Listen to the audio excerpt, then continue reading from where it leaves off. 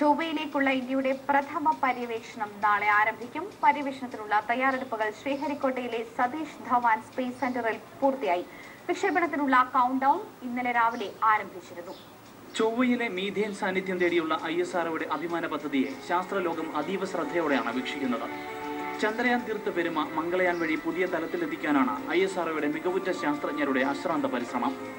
56 മണിക്കൂർ ദൈർഘ്യമുള്ള കൗണ്ട് ഡൌണിന് ശേഷം നാളെ ഉച്ചതിരിഞ്ഞ് 2:38 മംഗളയാനെ വഹിച്ചുകൊണ്ട് PSLV C-25 ശ്രീഹരിക്കോട്ടയിലെ വിക്ഷേപണ തറയിൽ നിന്ന് ചൊവ്വയെ പുണരാൻ പറന്നുയരും. ദൗത്യം വിജയിച്ചാൽ US-നും റഷ്യയ്ക്കും യൂറോപ്യൻ യൂണിയനും ശേഷം സ്വന്തം പര്യവേക്ഷണ വാഹനം ചൊവ്വയിലേക്ക് എത്തിച്ചുവെന്ന ഖ്യാതി ഇന്ത്യക്കൊപ്പം നൽകും. മാത്രമല്ല, ഭൂമിയിൽ നിന്ന് 40 കോടി കിലോമീറ്റർ അകലെയുള്ള ചുവന്ന ഗ്രഹം എന്ന ഓമന പേരുള്ള ചൊവ്വയിലേക്കുള്ള മത്സരക്കുതിപ്പിൽ അയൽക്കാരായ ചൈനയെ മറികടക്കുക എന്ന അദ്വിതീയ നേട്ടവും കൈപ്പിടിയിലൊതുക്കാൻ ഇന്ത്യക്കാവും. കഴിഞ്ഞ വർഷം ചൈന നടത്തിയ ചൊവ്വ പര്യവേക്ഷണ ദൗത്യം വിജയം കണ്ടിരുന്നില്ല. ഭൂമിയുടെ ഭ്രമണപഥത്തിലേക്കാണ് PSLV റോക്കറ്റ് മംഗൾയാനെ വിക്ഷേപിക്കുക. പിന്നീട് ചൊവ്വ ലക്ഷ്യമാക്കിയുള്ള മംഗളയാന്റെ യാത്ര തനിച്ചായിരിക്കും. 1350 കിലോഗ്രാം ഭാരമുള്ള മംഗളയാൻ പേടകത്തെ 300 ദിവസം കൊണ്ട് ലക്ഷ്യസ്ഥാനത്ത് എത്തിക്കുക എന്ന ശ്രമകരമായ ദൗത്യമാണ് ISRO ഏറ്റെടുക്കുന്നത്. ഇന്ത്യയുടെ ചൊവ്വ ദൗത്യത്തിന്റെ പ്രധാന സവിശേഷത അതിന്റെ താരതമ്യേന കുറഞ്ഞ ചെലവാണ്.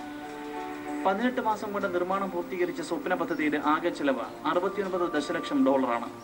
അതേസമയം ഈ മാസം 18-ന് വിക്ഷേപിക്കാൻ ഒരുങ്ങുന്ന അമേരിക്കയുടെ ഏറ്റവും പുതിയ ചൊവ്വ പര്യവേക്ഷണ ദൗത്യമായ മേവന്റെ ചെലവ് $671 ദശലക്ഷം. നിർമ്മാണത്തിനെടുത്തത് 5 വർഷവും. News desk, Manorama news.